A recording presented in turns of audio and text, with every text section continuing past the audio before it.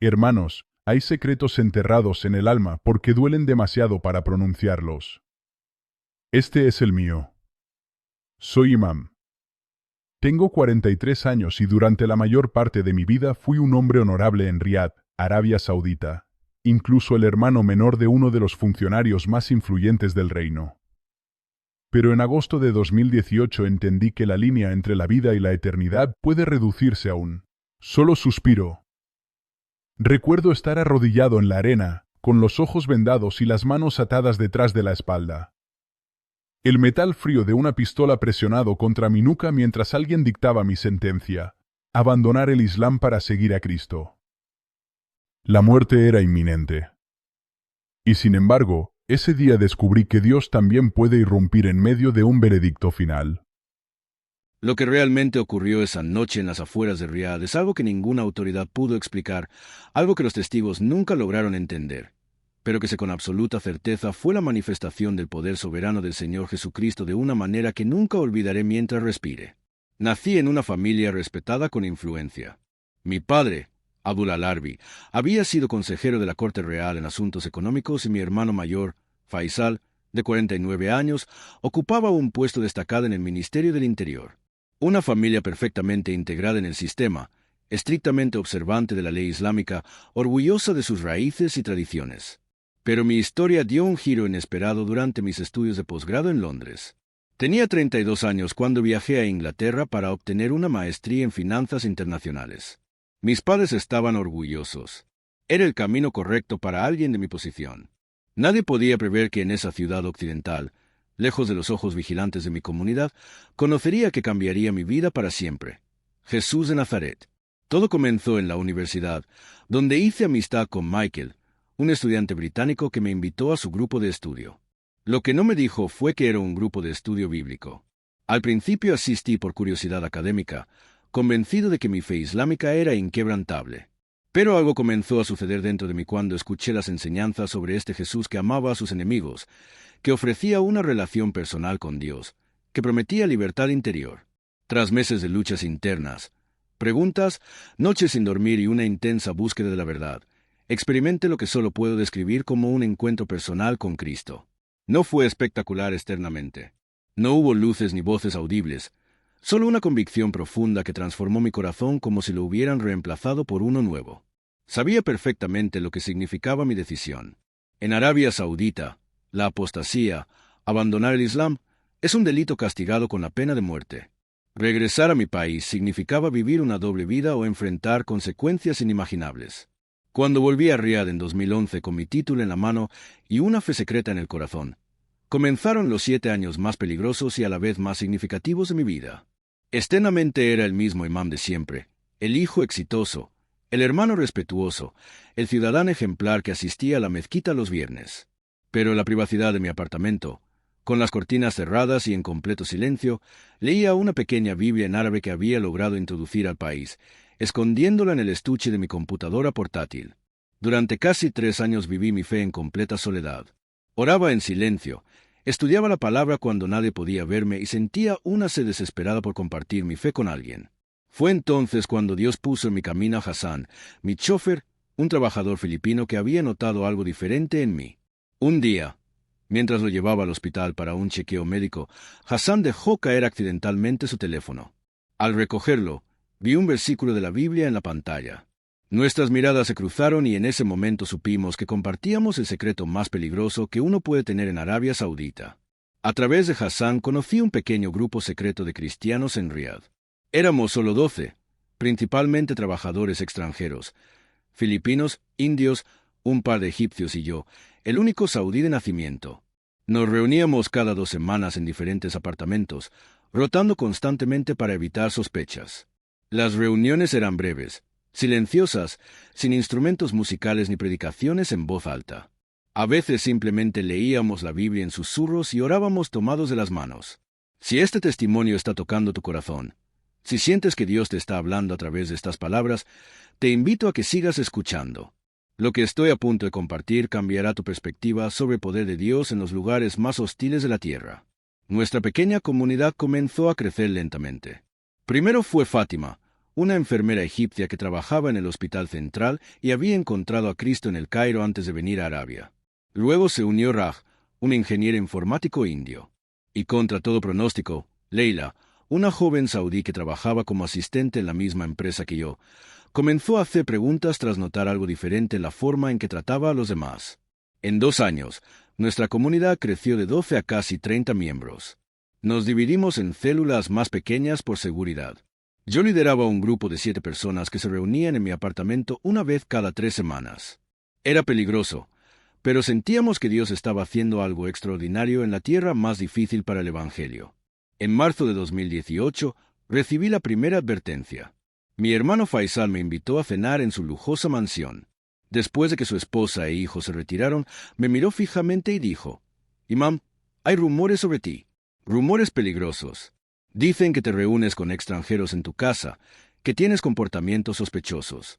Como tu hermano mayor, necesito saber qué está pasando». Mentí. Que Dios me perdone, pero mentí. Le dije que estaba dando clases privadas de finanzas a algunos colegas extranjeros. Faisal no parecía convencido, pero lo dejó pasar con una advertencia ominosa. «Recuerda quién eres y qué se espera de nuestra familia. No hagas nada que pueda mancharnos».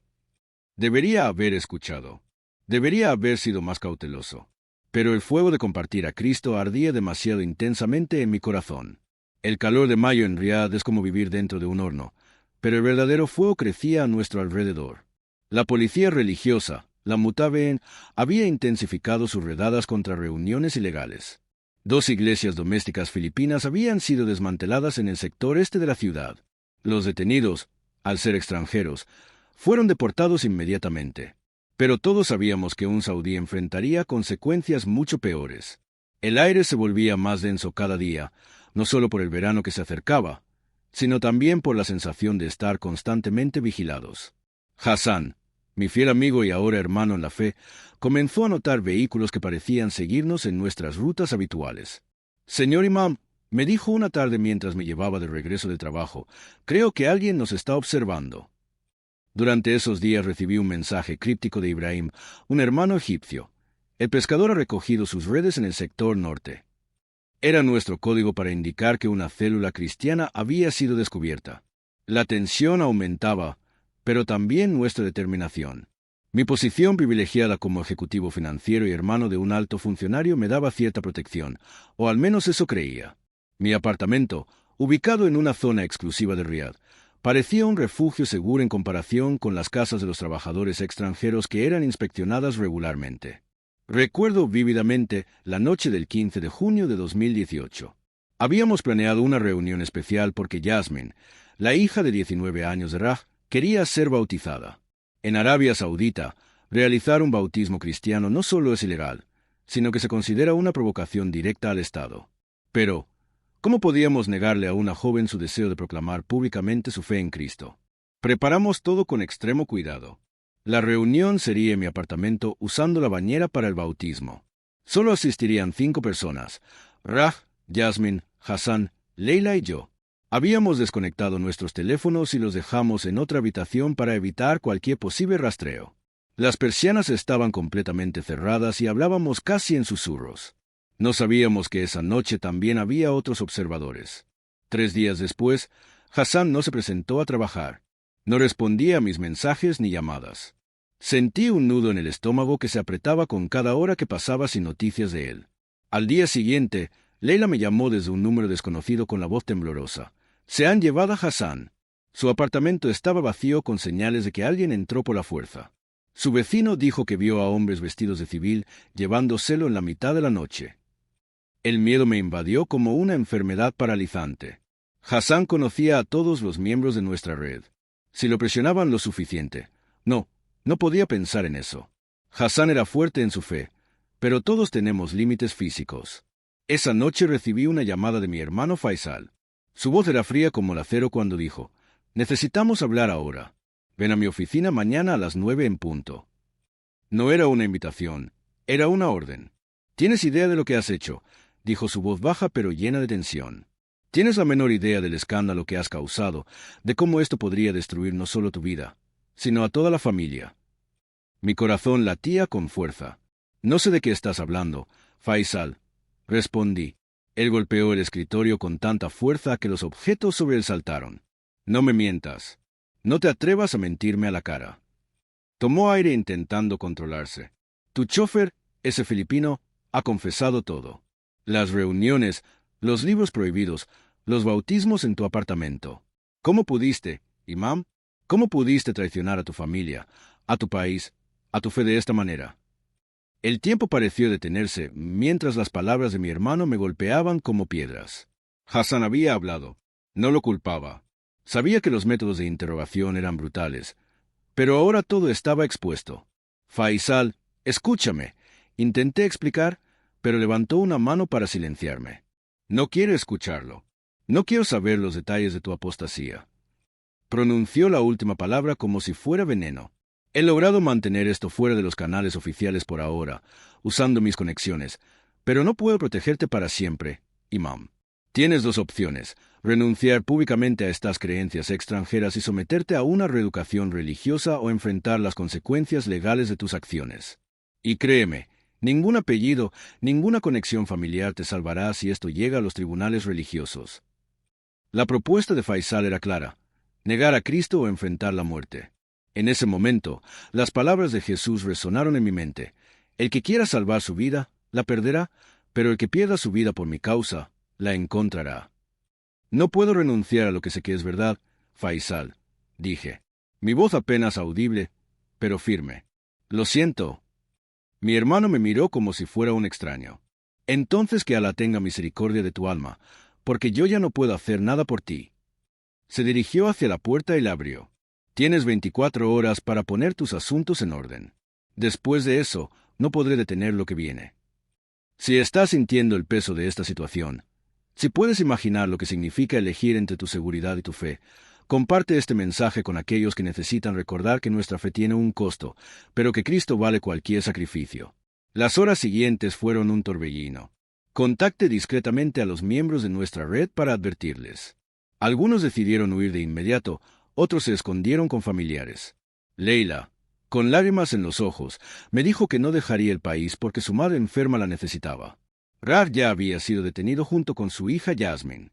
Empaqué lo esencial: algo de ropa, mis ahorros en efectivo y mi pequeña Biblia. Planeaba ir a Jordania, donde tenía un contacto que podía ayudarme a solicitar asilo. Pero justo cuando estaba a punto de salir de mi apartamento, escuché el inconfundible sonido de vehículos deteniéndose bruscamente en la entrada del edificio. Mi corazón se detuvo. Miré por la ventana y vi 3 camionetas negras sin identificación. Hombres armados vestidos de civil salían apresuradamente. No necesitaba más información. Venían por mí. En esos pocos segundos hice lo único que podía hacer. Oré. No fue una oración formal, solo un grito desesperado. Señor Jesús, dame fuerza para lo que viene. No intenté escapar. Sabía que era inútil. Cuando golpearon violentamente la puerta, simplemente la abrí. 6 hombres entraron como una avalancha, arrojándome al suelo y colocándome esposas tan apretadas que sentí que cortaba mi piel. No se identificaron, no leyeron cargos. En Arabia Saudita, la policía religiosa opera en las sombras. Imam Abdullah al-Arbi, estás arrestado por apostasía, proselitismo y posesión de materiales prohibidos, dijo finalmente uno de ellos mientras registraba mi apartamento. Encontraron mi Biblia escondida entre los libros de finanzas. La sostuvieron como si fuera un objeto contaminado. Me vendaron los ojos y me sacaron a empujones. Sentí las miradas de mis vecinos, el silencio pesado de quienes observaban sin intervenir, quizás incluso con aprobación. Ser cristiano en Arabia Saudita no solo es ilegal, es considerado una traición a la identidad nacional. El trayecto en la camioneta fue breve, pero aterrador. Con los ojos vendados y las manos esposadas, cada giro, cada frenazo repentino aumentaba mi ansiedad. Los hombres no hablaban, solo escuchaba su respiración y el intercambio ocasional de instrucciones en voz baja. Cuando finalmente nos detuvimos, me bajaron bruscamente del vehículo. El calor abrasador de Riad golpeó mi rostro como una bofetada. Caminamos unos 100 metros antes de entrar en un edificio con aire acondicionado. El cambio de temperatura fue tan drástico que mi piel se erizó. Me dejaron solo durante lo que parecieron horas, aunque sin reloj ni ventanas era imposible saberlo con certeza. El aislamiento es una técnica de interrogación efectiva. Te dejas solo con tus pensamientos, tus miedos, tus dudas. Comencé a cuestionarlo todo. ¿Valía la pena? ¿Realmente estaba dispuesto a morir por Cristo?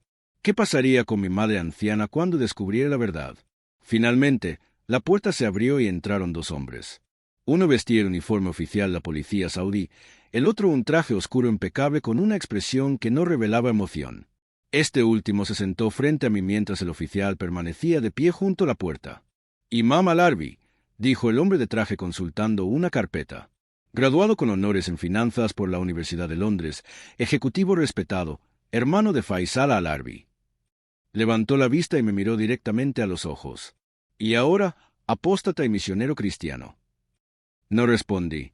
¿Qué podía decir? «Tu situación es inusual», continuó. «No muchos saudíes en tu posición cometen este tipo de traición. Normalmente vemos esto en trabajadores extranjeros o personas menos educadas». Su tono era académico, como si analizara un caso interesante.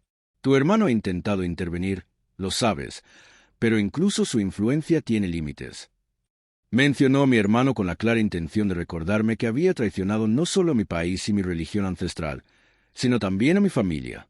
«Tenemos testimonios», continuó sacando unas hojas de la carpeta. «Tu chofer filipino ha sido muy cooperativo. Tenemos nombres, fechas, lugares de reuniones. Sabemos de los bautismos en tu apartamento, de los materiales que distribuías». Colocó frente a mí una declaración firmada por Hassan. Mi corazón se hundió al ver su firma temblorosa al final de la página.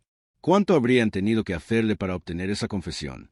«Incluso sin tu testimonio tenemos suficiente», añadió el interrogador como si leyera mis pensamientos.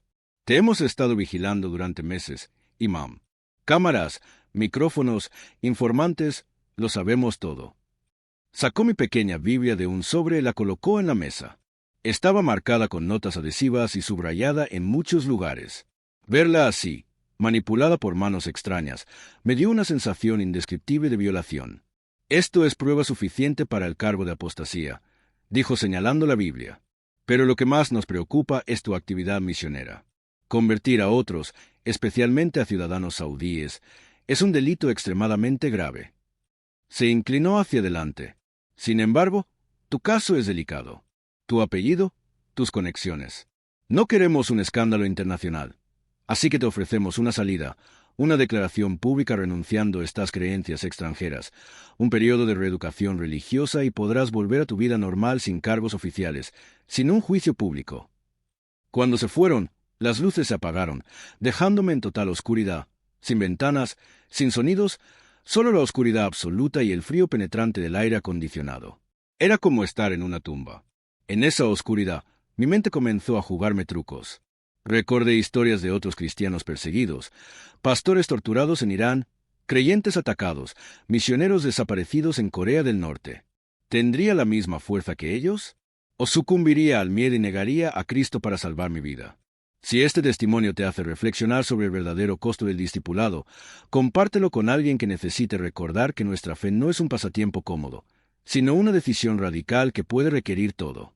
Las horas en la oscuridad se convirtieron en una intensa batalla espiritual. Cada minuto era una lucha entre la carne gritando, «sobrevive», y el espíritu susurrando, «fiel hasta la muerte». En algún momento, imposible saber cuánto tiempo había pasado, la puerta se abrió nuevamente. Me llevaron esposado, pero sin venda, por pasillos estrechos hasta una pequeña celda. Cuando cerraron la puerta detrás de mí, escuché el clic de las cerraduras. La realidad de mi situación me golpeó con renovada fuerza. Estaba preso por mi fe en Cristo, algo que siempre había leído que otros creyentes experimentaban, pero nunca imaginé vivir personalmente. Me senté en el catre, agotado física y emocionalmente. Fue entonces cuando noté algo grabado en la pared junto a la cama, una pequeña cruz tosca. Alguien había estado aquí antes, otro seguidor de Cristo. Pasé mis dedos por ese símbolo simple y por primera vez desde mi arresto, las lágrimas fluyeron libremente. No eran lágrimas de desesperación, sino de una extraña comunión con todos aquellos que habían sufrido por el nombre de Jesús a lo largo de la historia. «No estás solo», parecía susurrar esa cruz rudimentaria. «Otros han caminado este camino antes que tú». Poco después escuché un suave golpeteo en la pared a mi derecha. Al principio pensé que era mi imaginación, pero se repitió. 3 golpes cortos, 3 largos, 3 cortos. «La señal internacional de socorro SOS». Respondí con el mismo patrón. Los golpes continuaron, ahora con un ritmo diferente. Me tomó un momento darme cuenta de que era código Morse. Lentamente pude descifrar el mensaje: cristiano. Con el corazón latiendo fuerte, respondí: sí. ¿Y tú? La respuesta llegó: Ibrahim egipcio, 4 meses aquí. Ibrahim, el mismo hermano egipcio que nos había advertido sobre las redadas. Ahora estábamos presos en celdas contiguas. A través de golpes en la pared, intercambiamos información básica. Lo habían arrestado durante una reunión de oración. Su esposa e hijos habían sido deportados a Egipto. Llevaba 4 meses esperando un juicio. Otros están aquí, me dijo. Raj, 2 celdas más allá. Raj también estaba aquí. Y su hija Yasmin. No me atreví a preguntar. Durante los siguientes 3 días caí en una rutina monótona. Comida insípida 2 veces al día, un guardia silencioso que nunca me miraba a los ojos. Interrogatorios diarios con el mismo hombre de traje que repetía la misma oferta: renunciar a Cristo o enfrentar la ejecución. Y cada noche, conversaciones en código Morse con Ibrahim, quien se convirtió en mi ancla de cordura. Ibrahim me enseñó cómo sobrevivir en ese lugar. Explicó que los guardias cambiaban de turno a horas específicas, que algunos eran más tolerantes que otros, que las cámaras de vigilancia tenían puntos ciegos. Pero sobre todo me enseñó a mantener viva mi fe sin una Biblia, recitando de memoria versículos que había aprendido durante años. Memoriza esto, me decía cada noche, y luego transmitía pasajes enteros de las Escrituras, palabra por palabra. Salmo 23, Juan 14, Romanos 8. Esas palabras se convirtieron en mi alimento espiritual diario. El 4.º día, la rutina cambió. En lugar del interrogador habitual, entró mi hermano Faisal. Lucía demacrado, con ojeras pronunciadas y la postura tensa de alguien que lleva un peso insoportable. Nos dejaron solos en la sala de interrogatorios. ¿Por qué, imam?, preguntó sin saludos. Solo esa pregunta llena de frustración y dolor. ¿Por qué nos hiciste esto? No te he hecho nada, Faisal, respondí suavemente. He encontrado algo que le da sentido a mi vida, algo verdadero. Su voz subió de tono. Más verdadero que la fe de nuestros padres, nuestras tradiciones, nuestra cultura. ¿Estás dispuesto a morir por una religión extranjera? No es una religión extranjera, Faisal. Es una relación personal con Dios. He encontrado perdón, propósito, paz. Él casi escupió la palabra paz. ¿Llamas a esto paz? Estás en prisión enfrentando una posible ejecución. Nuestra madre llora día y noche. Mi posición en el ministerio está comprometida. Todo el nombre de nuestra familia está manchado por tu traición. Su dolor era palpable y por un momento me sentí culpable. No quería causar sufrimiento a mi familia. Lamento el dolor que te estoy causando, dije sinceramente, pero no puedo renunciar a lo que sé que es verdad. Cristo ha cambiado mi vida. Faisal, Él es real. Mi hermano se pasó la mano por el rostro, un gesto de cansancio que lo había visto hacer desde niños. Te han lavado el cerebro, imam. Esos occidentales te confundieron durante tus estudios. Esto no eres tú. Por el contrario, hermano, nunca he sido más yo que ahora. Por primera vez en mi vida sé quién soy porque estoy aquí. Faisal golpeó la mesa con frustración. Estás aquí porque cometiste un delito, porque traicionaste todo lo que nuestra familia representa. Estoy aquí porque amo a Jesús más que mi propia vida, respondí con una calma que me sorprendió incluso a mí. Y si debo morir por ello, que así sea. Mi hermano me miró como si fuera un extraño. Tal vez lo era para la hora. Se levantó lentamente. Tienes hasta mañana para reconsiderar. He arreglado todo para tu declaración pública de arrepentimiento. Será transmitida por televisión nacional. Dirás que fuiste engañado, que has vuelto al Islam, y este asunto quedará enterrado. Su voz se quebró ligeramente. Por favor, imam, por nuestra madre, por nuestra familia. Cuando se fue, sentí el peso de su dolor sobre mis hombros. Amaba a mi familia. La idea de causarle sufrimiento era casi insoportable, pero había aprendido de Cristo que a veces el verdadero amor requiere decisiones difíciles. Esa noche no pude dormir. La conversación con Faisal había agitado dudas que pensé que había superado. ¿Y si solo fingía reconvertirme? Podría mantener mi fe en secreto, tal vez incluso escapar del país más tarde. ¿No sería eso más sabio que enfrentar una muerte segura? Compartí estas dudas con Ibrahim a través de nuestro código en la pared. Es normal tener dudas, respondió. Pedro negó a Jesús, pero Cristo murió por nosotros. Sus palabras me atravesaron como una espada de doble filo.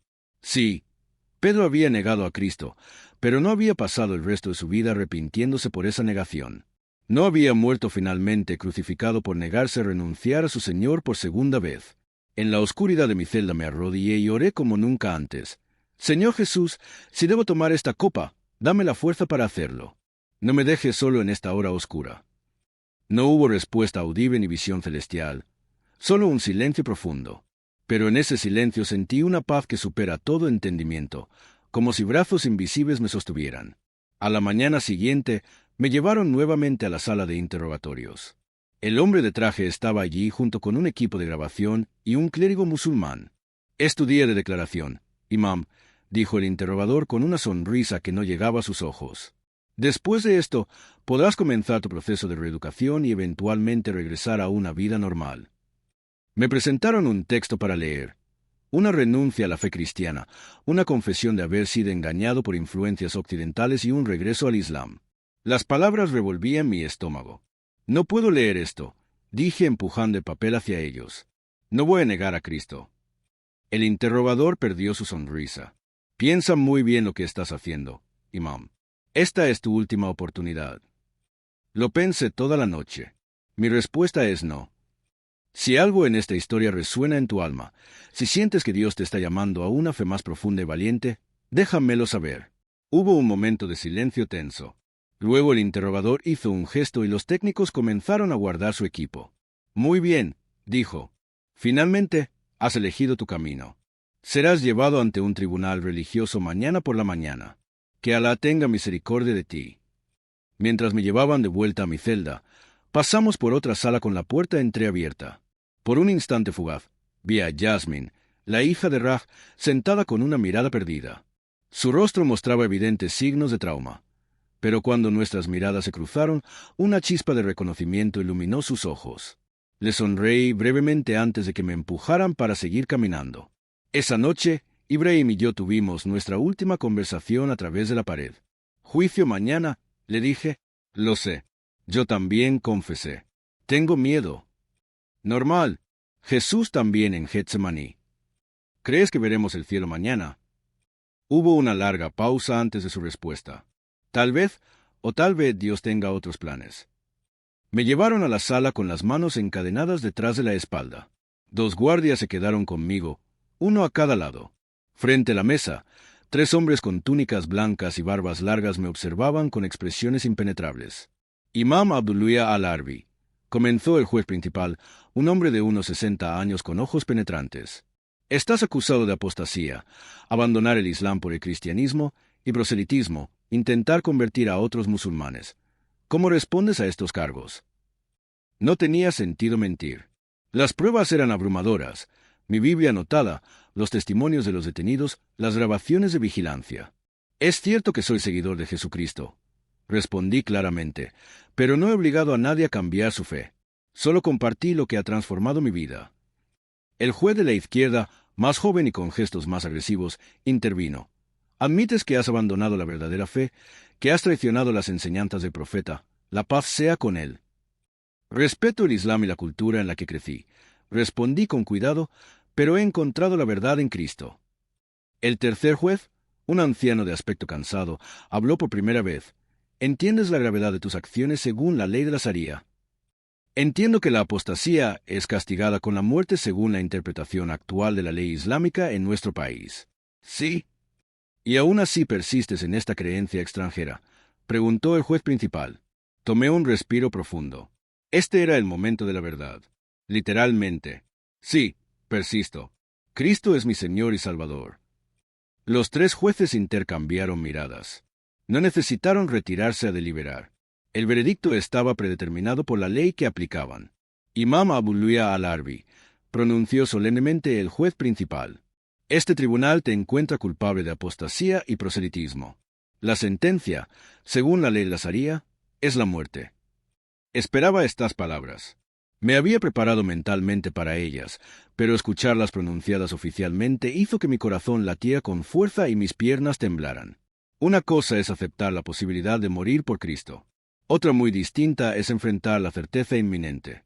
La sentencia se llevará a cabo en 3 días al amanecer en la plaza pública. Continuó el juez. Hasta entonces se te concede un periodo de reflexión. Si durante este periodo renuncias a tu apostasía y regresas al Islam, la sentencia podría ser conmutada. Esa última frase era la grieta que dejaron abierta. La tentación final. Hasta el último momento, el sistema quería mi rendición, no mi sangre. Me llevaron a una celda diferente, más profunda en el complejo penitenciario, más aislada. No había ventana, solo una luz tenue que nunca se apagaba. No podía comunicarme con Ibrahim ni con ningún otro preso. Estaba solo con Dios en esa antesala de la muerte. Las horas se arrastraban con una lentitud agonizante. Intenté orar, pero a veces las palabras se me escapaban. Intenté recordar los versículos que Ibrahim me había enseñado, pero a menudo mi mente se quedaba en blanco. El miedo, ese compañero insidioso, susurraba constantemente en mi oído. Todavía puedes salvarte. Solo di las palabras. Dios conoce tu corazón. Él entenderá. La tarde del segundo día recibí una visita inesperada. Mi madre entró apoyada en un bastón, su figura frágil aún más disminuida por el dolor. Un guardia la acompañaba, manteniendo una distancia respetuosa. «Mamá», susurré intentando contener las lágrimas. Ella se acercó lentamente, sus ojos enrojecidos por el llanto. Se sentó en la única silla disponible frente a mí. «¿Por qué, imam?» Su voz apenas audible. «¿Por qué nos haces esto? ¿Por qué te haces esto a ti mismo?» «No quiero causarte dolor, mamá», respondí arrodillándome ante ella y tomando sus manos entre las mías. «Pero he encontrado algo, alguien que ha cambiado mi vida por completo. ¿Vale la pena morir por ello? ¿Dejarme sola a mi vejez?» Sus palabras eran como dagas. «Mamá, si conocieras lo que he experimentado, lo entenderías. He encontrado un amor que supera todo lo que conocía antes, un propósito más allá de esta vida». Ella negó con la cabeza, incapaz de comprender. «Tu hermano dice que puede salvarte, que solo necesitas leer una declaración. Hazlo, hijo mío, por mí. No importa lo que realmente creas en tu corazón, solo di las palabras». La tentación nunca había sido tan fuerte como en ese momento. Ver a mi madre sufriendo, saber que podía aliviar su dolor con unas simples palabras. «No puedo, mamá», dije finalmente con lágrimas corriendo por mi rostro. Sería negar la verdad más importante que he conocido. Sería negar al que me ha dado la vida eterna. Mi madre retiró sus manos de las mías como si ya no reconociera a su propio hijo. «Entonces que Alá tenga misericordia de tu alma, porque yo ya no te reconozco». Se levantó con dificultad y llamó al guardia para que la ayudara a salir. En la puerta se volvió una última vez. «Tu padre murió creyendo que eras un buen musulmán. Me alegra que no viviera para ver esto». Cuando la puerta se cerró tras ella, me arrodillé sollozando incontrolablemente. El dolor era indescriptible. Había esperado tortura física, pero este tormento del alma era infinitamente peor. «¿Por qué, Dios?», grité en la soledad de mi celda. «¿Por qué tiene que ser así? ¿Por qué debo elegir entre tú y las personas que amo?». No hubo respuesta audible, solo el eco de mi propia voz contra las paredes de concreto.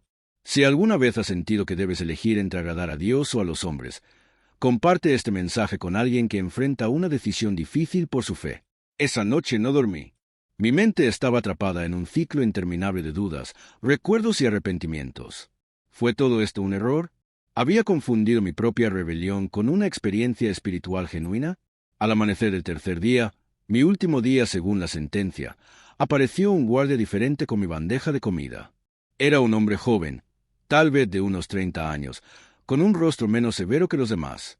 Cuando me entregó la bandeja, nuestros ojos se encontraron brevemente y vi algo inusual en su mirada. No desprecio, sino curiosidad, quizás incluso compasión. «¿Realmente vale la pena morir por él?», preguntó en voz baja, asegurándose de que nadie más pudiera escucharlo. La pregunta me sorprendió tanto que casi dejé caer la bandeja. Era la primera vez que alguien dentro de la prisión mostraba algo distinto al desprecio por mi fe. «Sí», respondí sin dudar. «Él murió por mí primero». El guardia asintió ligeramente y se dio la vuelta para irse, pero se detuvo en la puerta. «Mi nombre es Yusuf. Estaré de guardia esta noche». A medianoche, como anunció Yusuf, regresó. Esta vez entró en mi celda y cerró la puerta tras él. «No tenemos mucho tiempo», dijo en voz baja, sacando algo de su túnica. «Una llave». «¿Qué estás haciendo?», pregunté confundido. «Liberarte», respondió mientras desataba mis esposas. He desactivado las cámaras en este sector por mantenimiento. Tenemos exactamente 7 minutos antes de que el sistema se reinicie automáticamente. No podía creer lo que estaba sucediendo. ¿Por qué arriesgas tu vida por mí? Yusuf me miró intensamente. Mi hermana se casó con un cristiano filipino. Él le habló de Jesús y ella me lo contó a mí. He estado buscando respuestas durante años, leyendo en secreto, cuestionando. Y luego llegaste tú, un saudí educado de una buena familia, dispuesto a morir por Cristo. Tenía que saber si era real. Es real, afirmé. Más real que cualquier otra cosa. ¿Lo sé ahora? Sonrió brevemente. Hay un coche esperándote en la entrada de servicio. El conductor es mi cuñado. Te llevará a la frontera con Jordania. Tienes documentos falsos en este sobre. Me entregó un pequeño paquete. Memoriza tu nueva identidad durante el viaje. Todo estaba sucediendo demasiado rápido. Pero te descubrirán. Te ejecutarán en mi lugar. No, si hacemos esto bien. Sacó un uniforme idéntico al suyo de una bolsa. Ponte esto. Saldrás como un guardia que termina su turno. Reportaré tu escape mañana por la mañana cuando ya estés cruzando la frontera. Diré que escapaste durante mi descanso. Mientras ajustaba el turbante que completaba el disfraz, asombrado por la meticulosidad del plan, Yusuf continuó. Esto no es una coincidencia, Imam. Dios te está dando una segunda oportunidad, no para salvar tu vida, sino para compartir tu testimonio con el mundo. En la puerta de servicio, como había dicho, un coche sencillo esperaba con un hombre filipino al volante. Yusuf me abrazó brevemente. Ve con Dios, hermano, susurró. Cuando todo esto se calme, encontraré una manera de unirme a ti. Gracias. Respondí sin palabras para expresar mi gratitud. Que Dios te proteja. Una última cosa, añadió Yusuf. Tu amigo Ibrahim y otros 3, incluido Raj, serán trasladados mañana a otro centro. Logré que los asignaran a una prisión menos severa. La chica Yasmin ya fue deportada a India con su madre. Están a salvo. Con esa información reconfortante, subí al coche y comenzamos nuestro viaje hacia la libertad. El trayecto desde Riad hasta la frontera con Jordania es de aproximadamente 1,300 kilómetros a través de uno de los desiertos más inhóspitos del planeta. En circunstancias normales, toma unas 13 horas de conducción continua. Pero nuestras circunstancias estaban lejos de ser normales. Manuel, el cuñado filipino de Yusuf, conducía con la concentración de alguien que sabe que transporta un cargamento valioso y peligroso al mismo tiempo. Explicó que debíamos evitar las carreteras principales y los puestos de control, lo que significaba tomar rutas secundarias y caminos desérticos, duplicando el tiempo de viaje.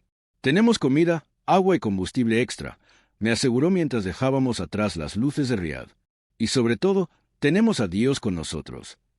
Durante las primeras horas viajamos en silencio. Todavía estaba procesando todo lo que había pasado. La transición vertiginosa de condenado a muerte a fugitivo. Revisé los documentos que Yusuf me había dado. Un pasaporte jordano a nombre de Fertalil, un comerciante de Amán con mi fotografía, pero detalles personales completamente diferentes. Cuando el sol comenzó a asomarse en el horizonte, tiñendo el desierto con tonos dorados y rojizos, Manuel finalmente habló sobre cómo se había involucrado en todo esto. Conocí a Samira, la hermana de Yusuf, cuando trabajaba como técnico de informática en un hospital en Riad. Explicó. Ella era enfermera allí. Nos enamoramos, pero sabíamos que era imposible para un cristiano filipino casarse abiertamente con una musulmana saudí. Planeaban escapar juntos a Filipinas. Pero antes de que pudieran hacerlo, Samira quiso aprender más sobre la fe de Manuel. Empecé a leerle el Nuevo Testamento en secreto. Ella hacía tantas preguntas y un día simplemente dijo que creía que Jesús era el verdadero camino. Finalmente lograron salir del país con la ayuda de una red clandestina de creyentes, la misma red que ahora me estaba ayudando. Cuando Yusuf oyó de tu caso, nos contactó de inmediato. Continuó Manuel. Dijo que Dios le estaba mostrando que debía ayudarte, que tu testimonio era demasiado importante para ser silenciado. A mediodía, nos detuvimos en una zona remota para descansar brevemente, estirar las piernas y comer algo. El calor era abrasador, el sol, un martillo implacable sobre el desierto. Mientras compartíamos un almuerzo sencillo de pan y queso, Manuel recibió una llamada en un teléfono satelital. Su expresión cambió de inmediato. Descubrieron tu escape antes de lo esperado, dijo tras colgar. Han puesto alertas en todas las fronteras. Están buscando a un saudí solo, pero también a cualquier vehículo sospechoso.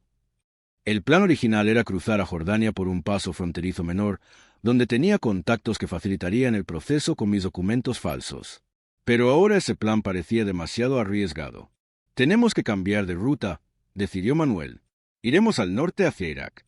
Conozco gente que puede ayudarnos a cruzar a Kuwait desde allí y tomar un vuelo a un país seguro.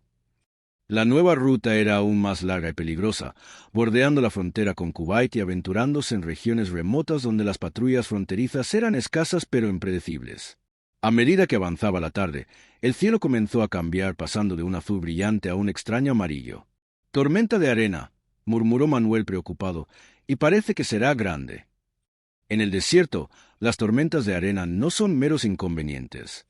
Son amenazas mortales. Pueden reducir la visibilidad a cero en segundos, desorientar completamente a los viajeros y enterrar vehículos enteros en minutos. «Debemos encontrar refugio rápidamente», dijo Manuel acelerando sobre el terreno irregular. «Hay un conjunto de formaciones rocosas a pocos kilómetros de aquí. Podríamos refugiarnos allí hasta que pase la tormenta». El viento comenzó a levantar remolinos de arena a nuestro alrededor. El cielo se oscurecía momento a momento, como si el día se convirtiera en noche prematuramente. El coche empezó a ser golpeado por ráfagas cada vez más fuertes, desviándose peligrosamente. «Vamos, vamos». Manuel luchaba con el volante mientras la visibilidad disminuía rápidamente. «Estamos cerca. Puedo verlas. Las rocas están justo». Su voz se cortó cuando una ráfaga particularmente violenta levantó el vehículo de un lado haciéndonos perder el control. El coche patinó, giró y finalmente se detuvo abruptamente tras chocar contra algo sólido. Si estás escuchando este testimonio y sientes que Dios te está hablando, comparte este mensaje con aquellos que necesitan recordar que el Señor nunca nos abandona en medio de nuestras tormentas personales. El impacto fue violento. Mi cabeza golpeó la ventana lateral. Por un momento, todo se volvió negro. Cuando recuperé la conciencia, el mundo exterior había desaparecido por completo. Solo veía arena golpeando ferozmente las ventanas del coche, creando un sonido ensordecedor como millones de pequeñas balas. «Manuel», llamé girando hacia el asiento del conductor. Estaba consciente, pero sangrando profusamente por una herida en la frente. El volante se había deformado por el impacto. «Estoy bien», respondió con dificultad, pero el coche no. Intentó encender el motor, pero solo produjo un sonido apagado. Estábamos varados en medio de una de las peores tormentas de arena que había visto en mi vida, en un desierto remoto, buscados por las autoridades saudíes, sin forma de comunicarnos o movernos. La situación no podía ser más desesperada.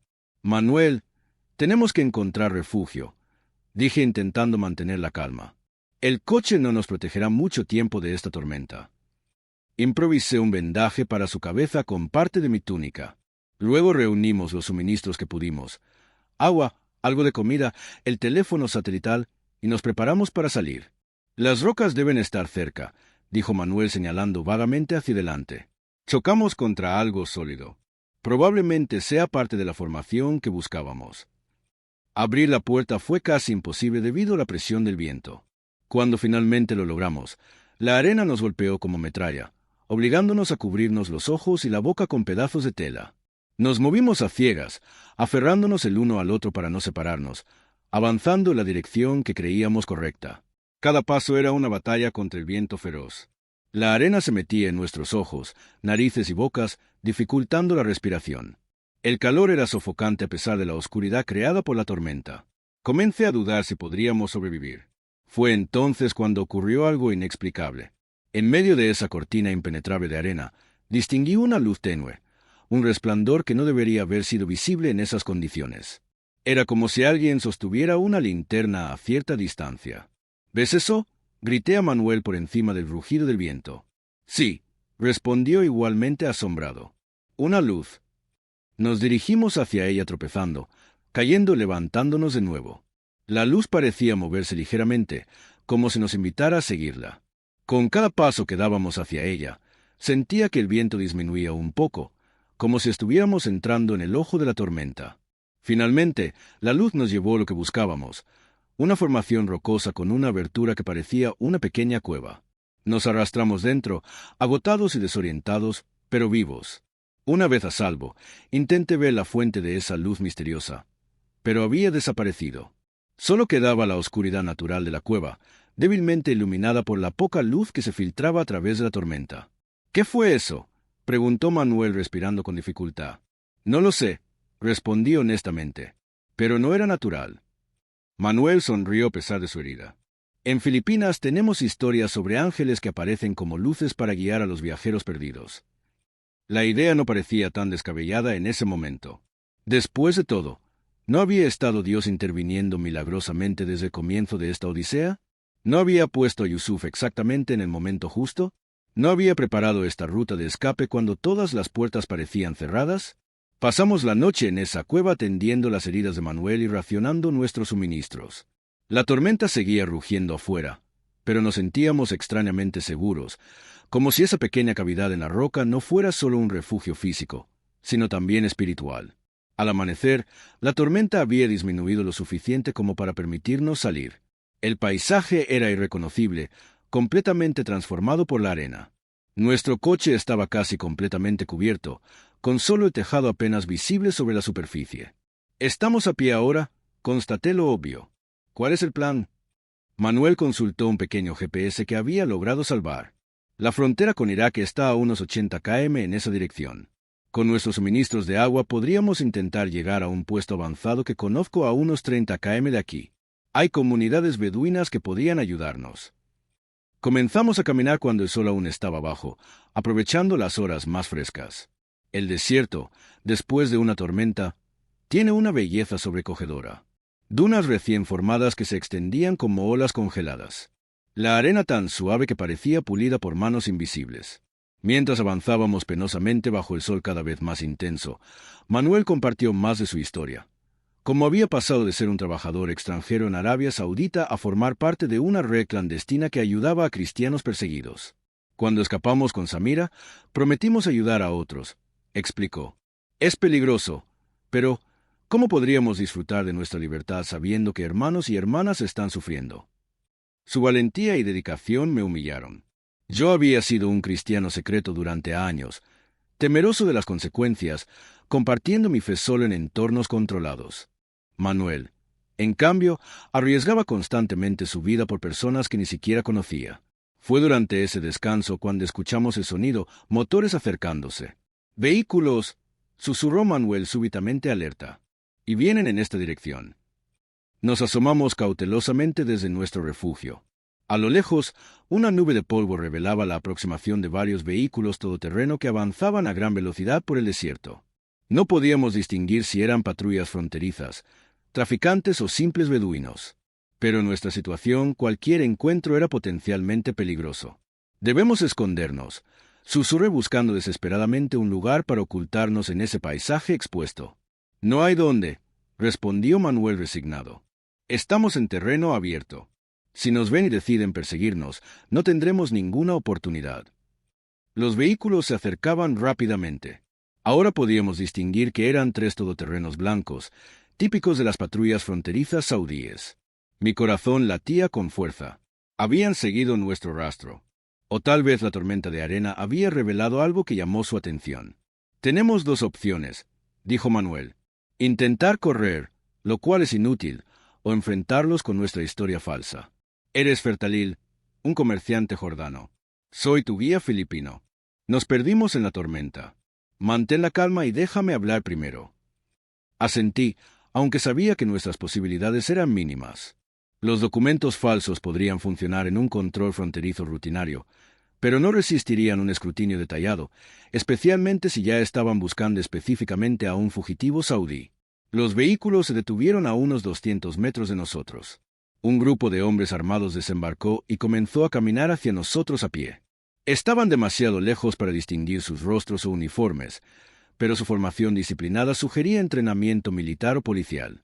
«Señor Jesús», oré en silencio. «Si este es el momento de encontrarme contigo, dame el valor para enfrentarlo con dignidad y protege a Manuel, que lo arriesgo todo para ayudarme». Justo cuando los hombres habían avanzado aproximadamente la mitad del camino hacia nosotros, ocurrió algo extraordinario. Un rugido ensordecedor llenó el aire y una corriente de arena comenzó a levantarse entre nosotros y nuestros perseguidores. En segundos se formó un torbellino de arena creciendo rápidamente en una columna giratoria que se extendía hacia el cielo. No era la gran tormenta de la noche anterior, sino un fenómeno más localizado y repentino, un tornado de arena o lo que los beduinos llaman el jin del desierto.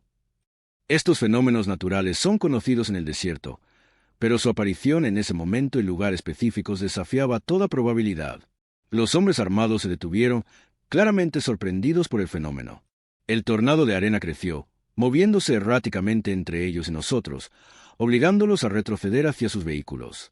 «Es nuestra oportunidad», gritó Manuel tirando de mi brazo. «Corre hacia el este. Hay un valle rocoso a pocos kilómetros que nos dará cobertura». Corrimos como nunca antes, aprovechando la distracción providencial. El tornado de arena siguió creciendo, extendiéndose y bloqueando efectivamente la visión de nuestros perseguidores. Podíamos escuchar gritos confusos y el rugido de motores mientras intentaban reorganizarse. Llegamos al valle que Manuel había mencionado, un paso estrecho entre formaciones rocosas, erosionado por milenios de viento. Nos adentramos en el serpenteando entre las rocas hasta que encontramos una pequeña cueva donde colapsamos agotados pero vivos. ¿Viste eso?, jadeó Manuel con los ojos brillantes de asombro. El tornado apareció exactamente cuando lo necesitábamos. Exactamente donde lo necesitábamos. Lo vi, respondí igualmente asombrado. Primero la luz en la tormenta. Ahora esto. Dios está con nosotros, Manuel, de una manera literal, tangible. Permanecimos escondidos en ese valle durante horas, moviéndonos sigilosamente entre las rocas, escuchando los vehículos patrullando la zona. Al caer la tarde, los sonidos de la búsqueda se desvanecieron gradualmente. Aparentemente habían perdido nuestro rastro o asumieron que habíamos perecido en el tornado. Cuando llegó la noche, continuamos nuestro viaje bajo las estrellas, guiados por el GPS de Manuel y la antigua habilidad de los navegantes de orientarse por las constelaciones. El aire fresco de la noche era un bálsamo tras el calor abrasador del día. «Estamos cerca del punto de encuentro», dijo Manuel alrededor de la medianoche. «Hay un pozo antiguo usado por los beduinos. Uno de nuestros contactos debería estar esperando allí». El pozo apareció como una sombra oscura contra el horizonte estrellado. Nos acercamos con cautela, conscientes de que podía ser una trampa. Manuel silbó una melodía particular, una secuencia de 3 notas que sonaba como un pájaro nocturno. Tras un momento tenso, llegó la respuesta, el mismo patrón de silbidos desde las sombras cerca del pozo. «Es él», suspiró Manuel con alivio. Una figura emergió de la oscuridad, un hombre anciano vestido con atuendos tradicionales beduinos, su rostro curtido por décadas de vida en el desierto. «Salam alaikum», saludó con una voz profunda. «Wa alaikum salam», respondimos al unísono. «Soy Abbas», se presentó el anciano. «Manuel, tu esposa ha estado muy preocupada. La tormenta retrasó todo». «Lo sabemos», respondió Manuel, «pero Dios nos ha guiado hasta aquí». Abbas asintió solemnemente. «Siempre lo hace para aquellos que confían en él». Nos miró más de cerca. «Están heridos y agotados. Vengan. Mi campamento está cerca. Les ofreceré hospitalidad antes de continuar el viaje. Si alguna vez has experimentado la mano protectora de Dios en tu vida, comparte este testimonio». Seguimos a Abbas hasta un pequeño campamento, beduino escondido entre dunas. Consistía en 3 tiendas tradicionales dispuestas en semicírculo con un fuego modesto en el centro. Nos recibió con la legendaria hospitalidad del desierto. Té caliente, pan recién horneado y un guiso sencillo pero reconfortante.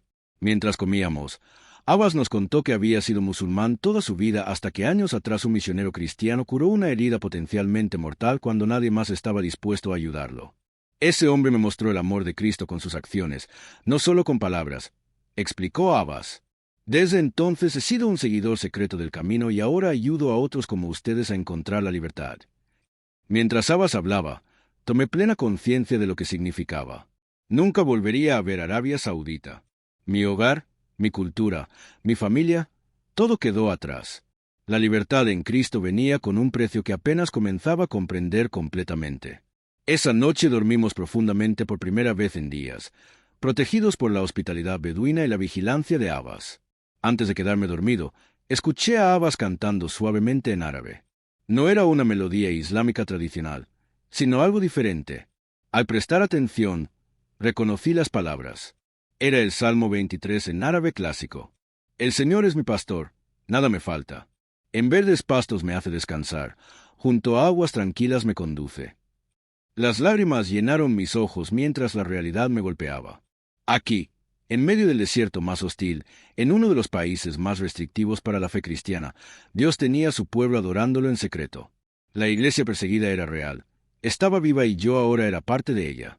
Al amanecer, partimos como estaba planeado. Abbas nos guió en camellos a través de rutas antiguas conocidas solo por los beduinos. Evitamos carreteras, puestos de control y asentamientos. A mediodía llegamos a un punto remoto donde solo un pequeño montón de rocas marcaba la frontera invisible entre Arabia Saudita e Irak. Aquí nos despedimos, dijo Abbas señalando hacia una nube de polvo que se acercaba desde el lado iraquí. Ese es su transporte. Un camión viejo se detuvo a cierta distancia. El conductor, un hombre robusto con un bigote espeso, nos saludó con la mano. Que el Dios de Abraham, Isaac y Jacob los proteja, nos bendijo Abbas y que su testimonio traiga luz a muchos que viven en la oscuridad. Abrace al anciano con profunda gratitud. Nunca olvidaré lo que has hecho por nosotros. No lo hice yo, respondió con una sonrisa serena. Ha sido Cristo en mí, como fue Cristo en Yusuf, en Manuel y en todos los que han arriesgado sus vidas para salvar la tuya. Recuerda que cuando estés a salvo, tu vida ya no te pertenece. Has sido rescatada con un propósito. Con esas palabras resonando en mi mente, cruzamos la frontera hacia Irak, dejando atrás el país que me vio nacer, crecer y casi morir. Pero también el país donde conocí a Cristo, donde experimenté el poder transformador de su amor y donde presencié milagros innegables que sellaron mi fe para siempre. Los días siguientes fueron un torbellino de movimiento constante, cambios de identidad y la transición gradual de fugitivo a refugiado. El viaje desde la frontera iraquí hasta Basora fue tenso, pero sin incidentes gracias a nuestro conductor Mahmoud, un cristiano iraquí que había sobrevivido a la persecución de ISIS y ahora dedicaba su vida a ayudar a otros creyentes en peligro. En Basora nos quedamos en un pequeño apartamento sobre una tienda de comestibles propiedad de una familia cristiana caldea. La antigua comunidad cristiana de Irak, aunque disminuida por décadas de guerra y persecución, aún mantenía redes de apoyo sorprendentemente efectivas. Fue en ese modesto apartamento donde por primera vez en lo que parecía una eternidad pude asistir a un servicio cristiano sin miedo. Durante esa semana en Basora, Manuel recibió noticias preocupantes a través de nuestra red de contactos. La historia de mi escape había causado revuelo en los círculos de seguridad saudíes. Como Yusuf había predicho, las autoridades estaban demasiado avergonzadas para admitir públicamente que un preso de alto perfil había escapado. La versión oficial era que había sido liberado tras renunciar al cristianismo, pero internamente habían intensificado la represión contra cristianos conocidos y sospechosos. Manuel me informó con pesar que más de 20 personas habían sido arrestadas en Riad. La mayoría eran trabajadores extranjeros, pero también algunos saudíes. Están decididos a desmantelar toda la red. La culpa me golpeó como una ola. Todo esto es por mi culpa, murmuré. Esas personas están sufriendo porque intentaron ayudarme. El pastor de la pequeña comunidad, un hombre llamado Elías, de unos 60 años, puso su mano en mi hombro. No, hermano, sufren por Cristo, como tú sufriste, como todos los que seguimos al Cordero sufrimos en este mundo. No cargues con una culpa que no es tuya. Sus palabras, aunque sabías, apenas aliviaron mi tristeza, especialmente cuando supe que Yusuf también había sido arrestado por sospechas de ayudarme a escapar. El plan solo había tenido éxito parcialmente. Las autoridades creían que había sido negligente, no cómplice, pero aún enfrentaba graves consecuencias. ¿Qué podemos hacer por él?, pregunté desesperadamente a Manuel. Orar, respondió simplemente, y asegurarte de que tu testimonio sea escuchado. Ese fue siempre el propósito de todo esto. Si tu historia permanece en silencio, entonces su sacrificio habrá sido en vano. Tras casi 2 semanas en Basora, llegó el momento de continuar nuestro viaje. El plan original de ir a Kuwait había sido abandonado debido a la búsqueda intensificada en los países del Golfo. En cambio, nos dirigiríamos a Jordania por tierra y desde allí intentaríamos tomar un vuelo a un país que ofreciera asilo. La despedida de la pequeña comunidad iraquí fue emotiva. A pesar del breve tiempo compartido, nos habían recibido como familia. Elías nos despidió con una bendición conmovedora, recordándome una vez más que mi historia tenía un propósito más allá de mi propia seguridad. Lo que has vivido debe ser contado, insistió. Hay cristianos en el mundo libre que han olvidado el costo del discipulado.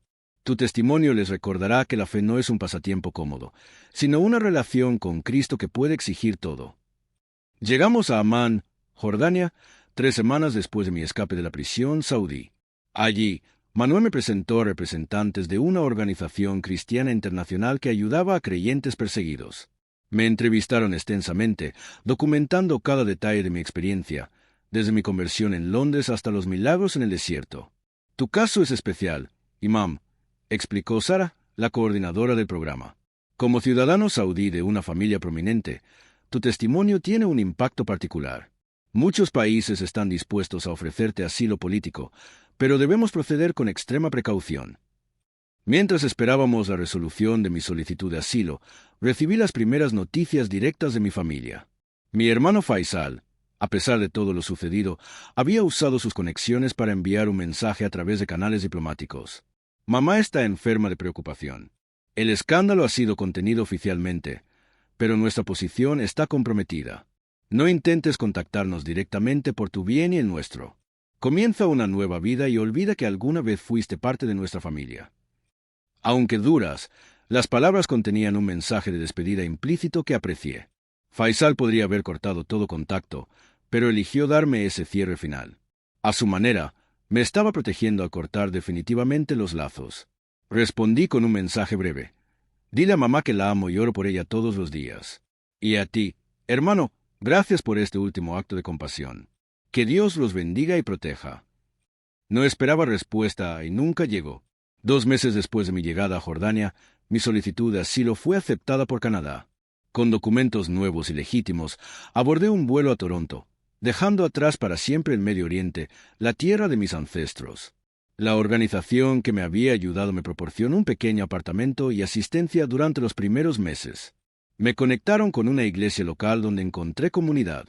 Aunque al principio me sentía como un extraño, las expresiones de fe eran tan diferentes. Música con instrumentos, sermones en voz alta, abrazos entre hermanos y hermanas en Cristo, testimonios públicos. Todo lo que había sido prohibido en mi vida anterior ahora se celebraba abiertamente. Gradualmente comencé a compartir mi historia en pequeños grupos dentro de la iglesia. Al principio era doloroso revivir esas experiencias traumáticas, pero cada vez que hablaba sentía que las heridas sanaban un poco más. Las personas escuchaban con asombro, a menudo con lágrimas, reconociendo que mi testimonio desafiaba su comprensión cómoda del cristianismo. Un pastor visitante que me escuchó hablar me animó a compartir mi historia más ampliamente.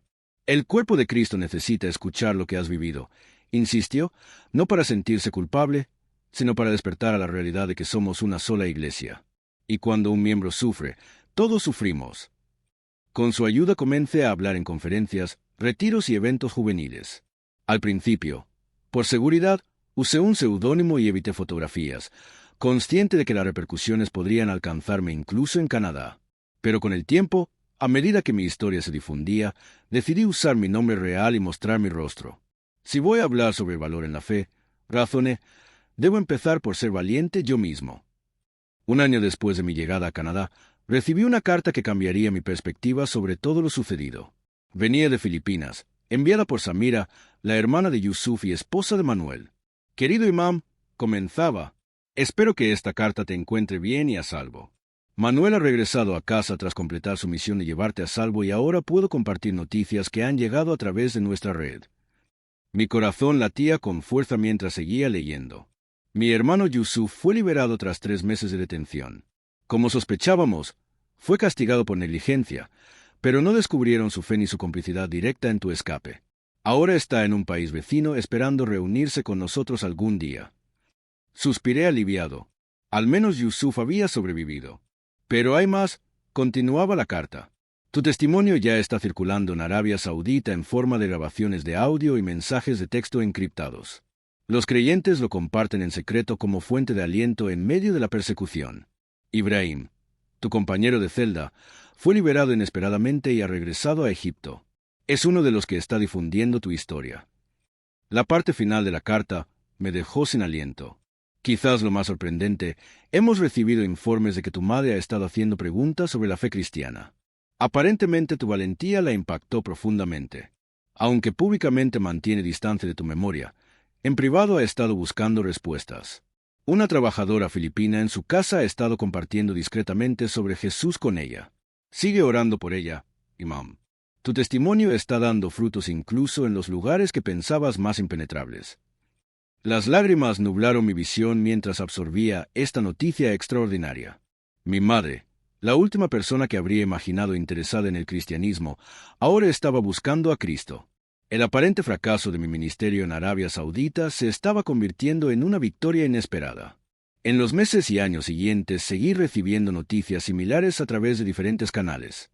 Mi historia, transmitida de persona a persona, había inspirado a otros saudíes a cuestionar su fe tradicional y explorar las enseñanzas de Cristo.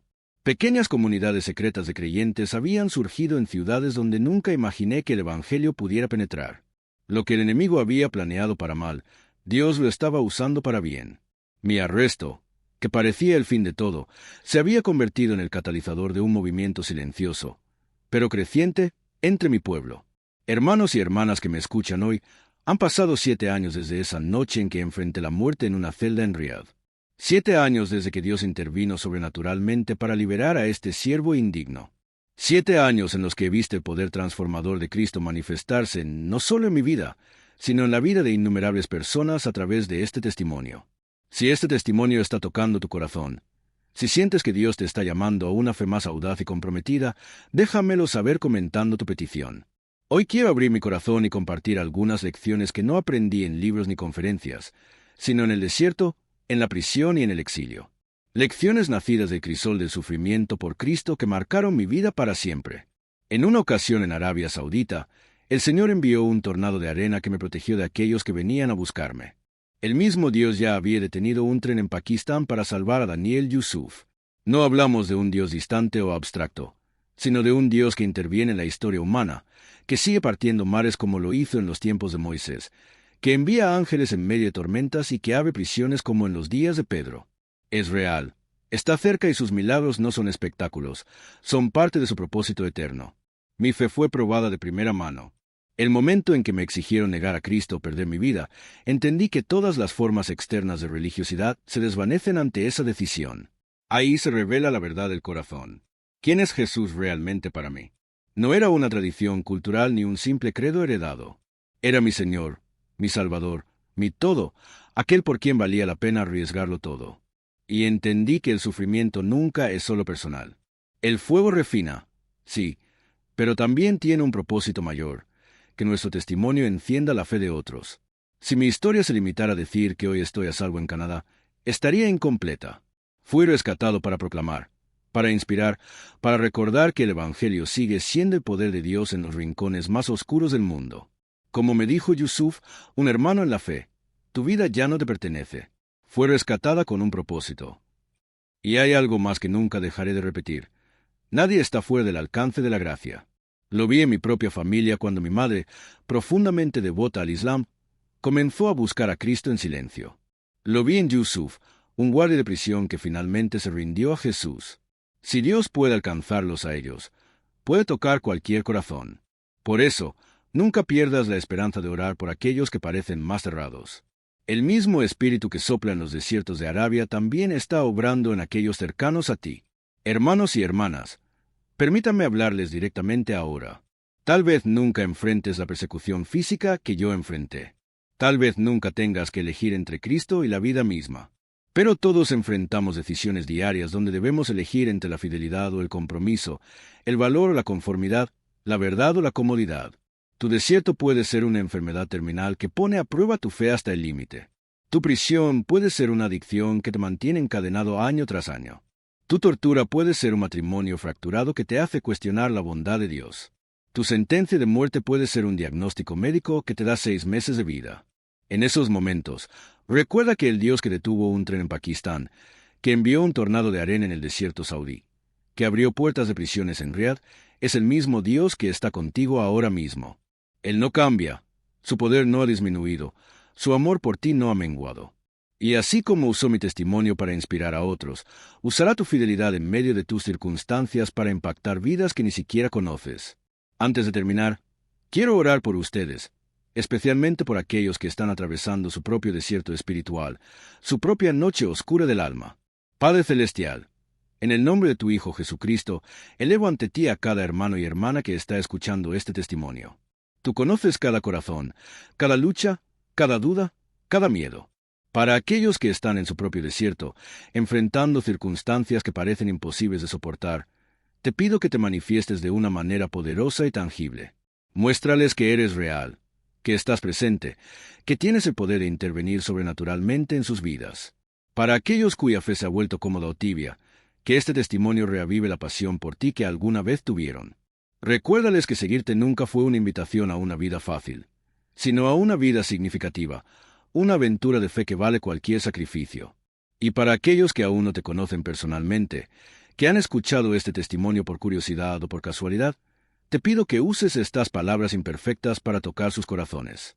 Que no descansen hasta que encuentren en ti la paz que supera todo entendimiento, el amor que vence todo miedo, la verdad que libera cada alma. En el nombre de Jesús, que detuvo trenes, calmó tormentas, abrió prisiones y sigue transformando corazones en el siglo XXI. Amén. Queridos hermanos, antes de despedirme, permítanme dejarles con el versículo que se convirtió en mi ancla durante estos 7 años desde aquella noche en prisión. Está en el libro de Romanos, capítulo 8, versículos 35 al 39. ¿Quién nos separará del amor de Cristo? ¿Tribulación, o angustia, o persecución, o hambre, o desnudez, o peligro, o espada? Como está escrito, por causa de ti somos muertos todo el tiempo, somos contados como ovejas de matadero. Antes, en todas estas cosas somos más que vencedores por medio de aquel que nos amó. Por lo cual estoy seguro de que ni la muerte, ni la vida, ni ángeles, ni principados, ni potestades, ni lo presente, ni lo porvenir, ni lo alto, ni lo profundo, ni ninguna otra cosa creada nos podrá separar del amor de Dios, que es en Cristo Jesús Señor nuestro. Esta promesa es tan cierta en las cárceles de Riad como en las iglesias de Toronto, tan poderosa en el desierto abrasador como en los hogares cómodos de Occidente, tan real para el cristiano perseguido como para el creyente en libertad. Si estas palabras tocan tu corazón, te invito a que resuenen en tu vida. Comparte este mensaje con alguien que esté atravesando su propio desierto espiritual, alguien que necesite recordar que el poder de Dios sigue siendo real en este mundo. También ora por la iglesia perseguida en Arabia Saudita, Corea del Norte, Irán, Afganistán, Somalia y tantas naciones donde seguir a Jesús significa arriesgarlo todo. Pida al Señor que los mantenga a salvo, que los fortalezca y que sus testimonios enciendan esperanza en pueblos enteros. Y no te detengas ahí. Examina tu propia vida. Pregúntate qué cosas Cristo te está pidiendo que entregues hoy. ¿Qué seguridades o comodidades te aferras por miedo a soltarlas? ¿Qué identidad estás protegiendo para no perderla? El amor de Jesús es tan grande que siempre vale más que cualquier sacrificio que Él te pida. Tengo 43 años y he estado compartiendo lo que Cristo ha hecho en mi vida durante 7 años desde Toronto, Canadá. Levanto mi voz una vez más para decirte que el mismo Dios que abre prisiones, detiene trenes y calma tormentas puede transformar tu vida hoy. Porque está escrito, todo aquel que invocare el nombre del Señor será salvo.